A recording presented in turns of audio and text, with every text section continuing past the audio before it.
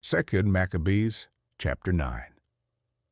At the same time, Antiochus returned in dishonor from Persia, for he had entered into the city called Persepolis, and attempted to rob the temple and to oppress the city.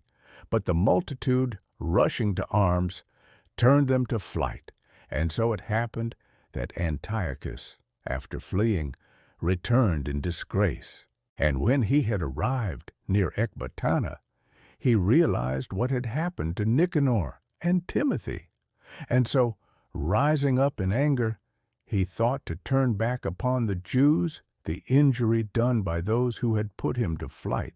And therefore he ordered his chariot to be driven without stopping along the way, for the judgment of heaven was urging him on, because he had spoken so arrogantly about how he would come to Jerusalem and make it into a mass grave for the Jews. But the Lord God of Israel, who oversees all things, struck him with an incurable and invisible plague. For as soon as he had finished these words, a dire pain in his abdomen seized him with bitter internal torments. And indeed, it sprung forth justly, since he had tormented the internal organs of others with many strange and new tortures. Yet he in no way ceased from his malice. But beyond this, being filled with arrogance, breathing fire with his soul against the Jews, and instructing the task to be accelerated, it happened that as he was rushing on forcefully, he fell from the chariot, and his limbs were afflicted with a serious bruising of the body. And he, being filled with arrogance beyond human means, seemed to himself to command even the waves of the sea, and to weigh even the heights of the mountains in a balance. But now, humbled to the ground, he was carried on a stretcher, calling himself as a witness to the manifest virtue of God. So then worms swarmed from his impious body, and as he lived on in pain, his flesh fell away, and then his odorous stench oppressed the army. And him who, a little before, thought that he could touch the stars of heaven, no one could endure to carry, because of the intolerable stench. And so, from then on, being led away from his heavy arrogance by the admonishment of a divine plague, he began to come to an understanding of himself, with his pains increasing through every moment. And, when he could not even bear his own stench, he spoke in this way: "It is just to be subject to God, and a mortal should not consider himself equal to God."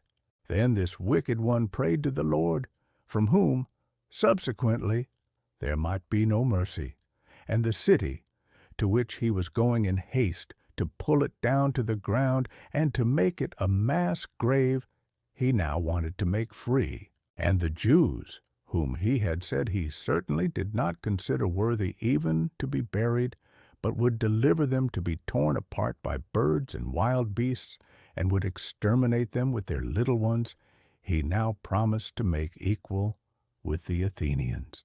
And even the holy temple, which before he had plundered, he would adorn with the best gifts, and increase the holy vessels, and pay out from his revenues the charges pertaining to the sacrifices. Beyond these things, he would even become a Jew himself, and would travel through every place on earth and declare the power of God.